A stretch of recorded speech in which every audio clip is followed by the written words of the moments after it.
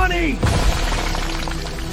Well, folks, the time has finally come. We have received a brand new semi-universal support in Wuthering Waves here in version 3.5 phase 2. Soy sauce is finally here.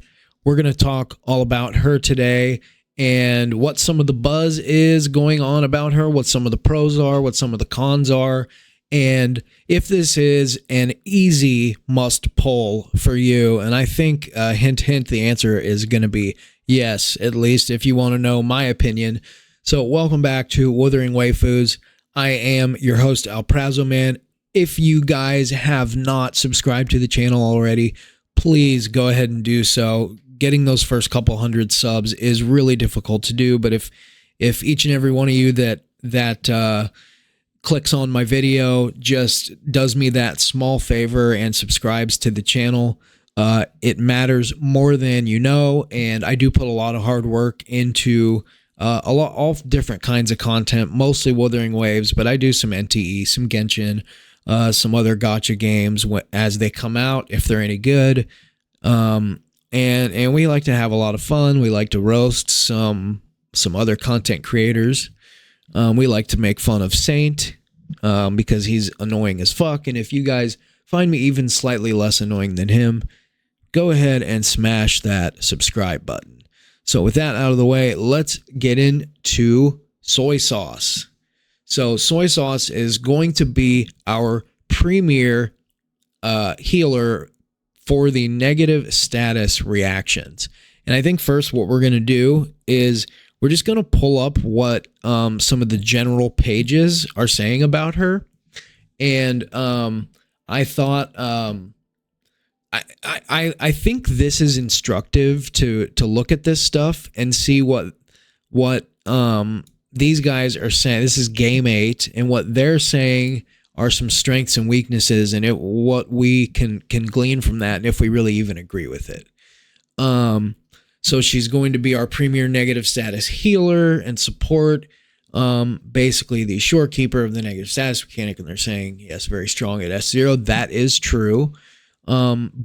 This is a big one here, very similar to shorekeeper, basically the exact same situation as shorekeeper.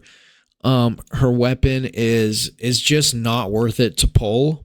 Even if you're like a dolphin, it's just way more worth it to go down her resonance chain, and we'll talk about that. This weakness does not make sense to me. I did not pull her SIG weapon, and yeah, I'm at like I've way overcapped on the 260 requirement. It's so easy to do. It's so easy to hit that, even without her SIG weapon, which does provide the like 70-something%. Variation gives you 50%. That's totally fine. Variation is the way to go. So just make sure you have a copy or two of that. Preferably if you can get that to syntonization level 5, then you're going to be good. So anyway, here we're hearing that she is a significantly worse general healer outside of negative status teams. And while, yes, that may be true, I have a couple points that I'd like to make about that. So we'll discuss that in a minute here. So anyways, they're saying she is a must-pull unit in 3.x, comparing it to shorekeeper and Chisa. And what I would say is that with 2 Vigor and End State Matrix, and the fact that negative status teams are what is coming into fashion right now and not going out of fashion, this is a character that is on the rise. And I think right now you're already seeing her as a premier feature at S0 in two of the most recent 2 teams, really, the Hiyuki team and the Yang Yang Havoc Bane team. And she's not a necessity, but she's a damn nice character to have. You're not going to get better healing, and the attack buff is massive. It's massive, folks. So if you can only afford S0 and no sig weapon and just grab variation, you're still going to be boosting the damage output with a Yang Yang team or with a Hyuki team. So, having said that, yeah, this is, please do not pull her weapon. There are so many other things you can do. But I mean, you can even use the new standard rectifier. I would not recommend wasting your 5-star, your limit or your standard pulls on that when you could be getting a pistol or one of the swords, or if you have Luke Herson, getting his weapon up to R5. So getting this standard weapon up to R5. Anyways, as you can see here, I've got her ER at 304, way more than I even needed. The Sonata set is going to be Song of the Feathered Trace. That's going to give you plus 10 ER. And as long as you go ER on the 3 costs, and she's going to be a little different here where you're going to want to use the Forbidden Bastion, the 3 cost, as her main echo. But make sure you, as long as you go ER on these 3 costs, then you're pretty much golden. You do still want to, I had someone tell me today on stream to not tune your echoes. I guess if you're that broke and you have no tuners, maybe, but having the HP is always nice, and even a little bit of extra crit damage is nice. So, yeah, that's what I would say. Still tune the echoes, but you don't really have to worry too much about getting perfect rolls, right? Because the main thing you need to hit is that 260 ER. Anyways, so Sui Sui's resonance chain is going to be way more important than picking up her weapon. So for a lot of F2, there's a lot of F2P accounts that do save up enough astrite to pull a limited resonator and their sig weapon. And in this case, you can save the pulls on the weapon from the weapon banner and at least go for the S1. This might even top Imith's S1 for the best S1 in the game, or at least that we've seen in a long time. Well, it's hard to say, because really it's kind of fucked up that they didn't just make her flexible enough to work with all negative statuses, but now all negative statuses will receive the attack buff that she gives with the S1. So if you get the S1, she slots into a lot more teams. And then the S2 just gives a fuck ton of crit damage. It's basically going to put her on par with Shorekeeper and Mornier as far as damage buffs, all that kind of stuff. S2 is probably the best stopping point, but if you're free to play, S1 is a great stopping point, and it's going to really free her up to function on a lot of teams. There's going to be some team that you're running, whether you have Imith and you're running Fusion Burst, or you have Hyuki, or you're planning on pulling a future negative status character. But Soy Sauce is about as important right now in the game as Chisa, I would say. Both with 2 Vigor and End State Matrix. And look, this is a point that not really anyone is making. I've seen a lot of questions online about, and most of this was being asked before she came out, and maybe people didn't really know how things were going to play out. Judgment is always best reserved for when the player is released, but a lot of folks online speculating about, is Shorekeeper finally going to start to take a backseat and get power crept? Now, these same questions were being asked when Mornier came out, and that never really happened. And actually, what I think happens here is that Shorekeeper actually benefits from the release of this character, because what Soy Sauce does is she now can assume a place on one or two of your negative status teams, your best negative status teams, and Shorekeeper can go back to what she was doing best and be on a Sigrika team or one of your 2.x teams, an Augusta team or something like that. Obviously, you guys know there's just a million different teams that she can fit onto, and that's never going to not be the case, or double negative. That's always going to be the case, or at least pretty far into the future. Shorekeeper has still remained a tier 0 character, and we're now going on a year and a half probably since her release.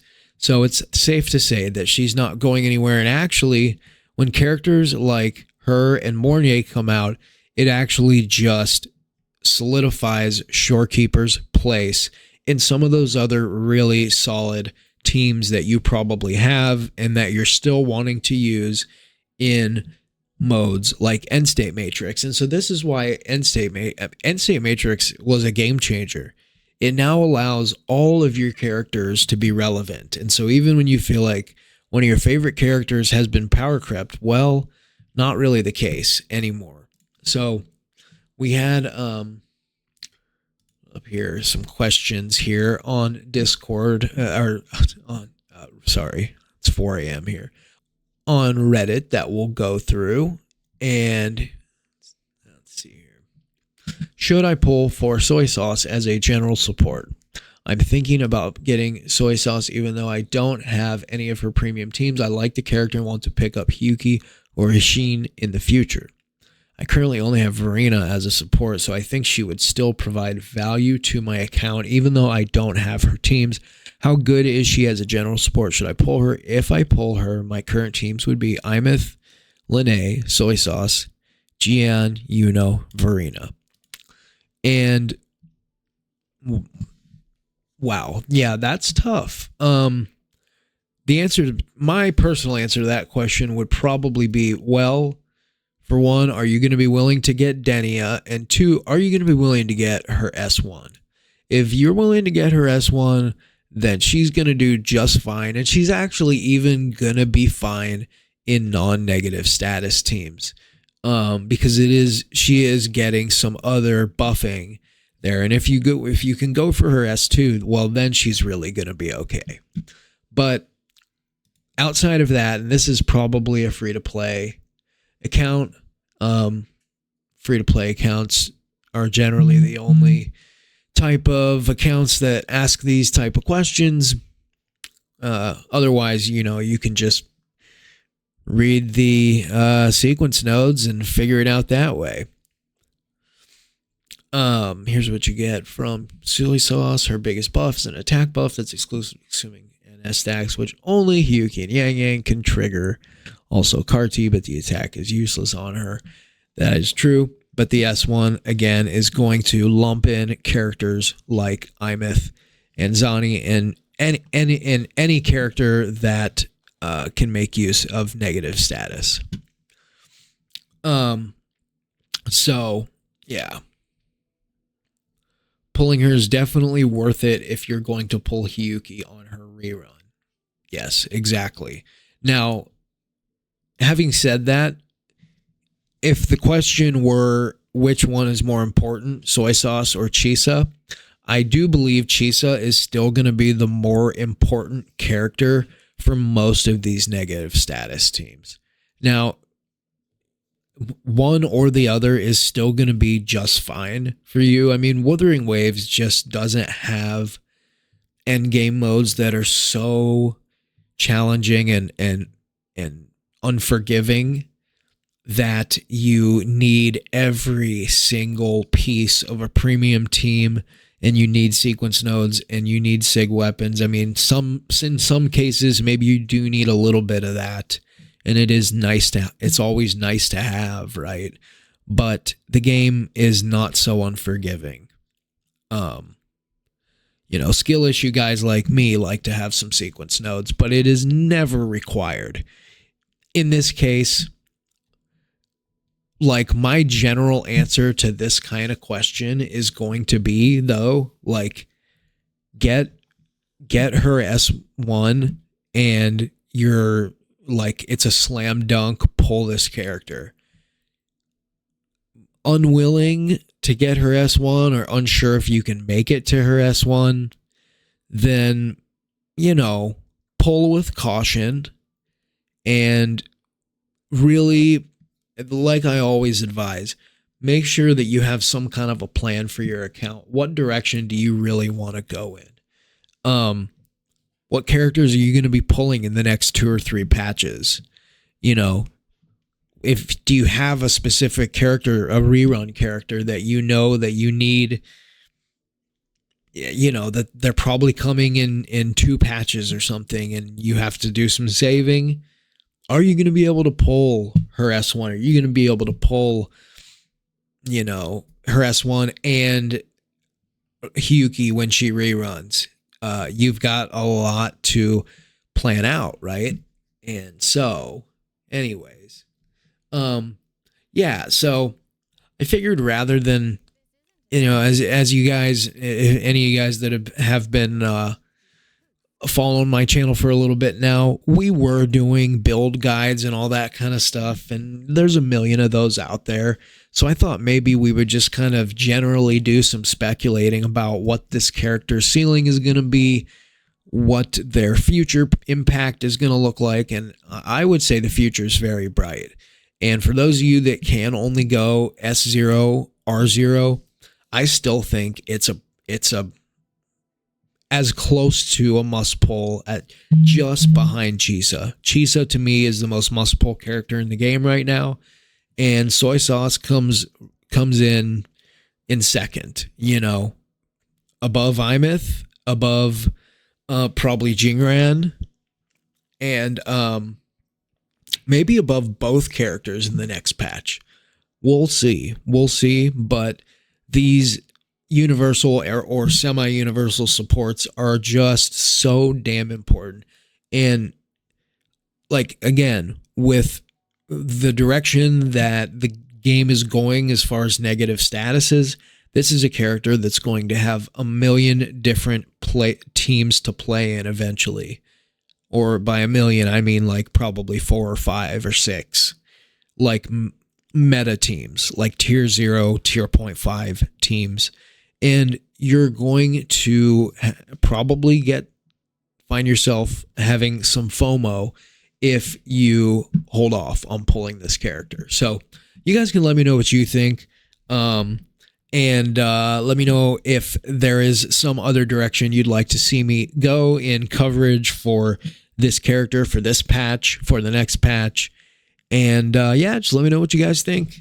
Appreciate you guys so much. Please do not forget to like and subscribe to the channel and check out my live streams. I stream every night around this time, late at night, about midnight West Coast time, and sometimes in the daytime. So check me out, guys. Thanks a lot. Have a good night.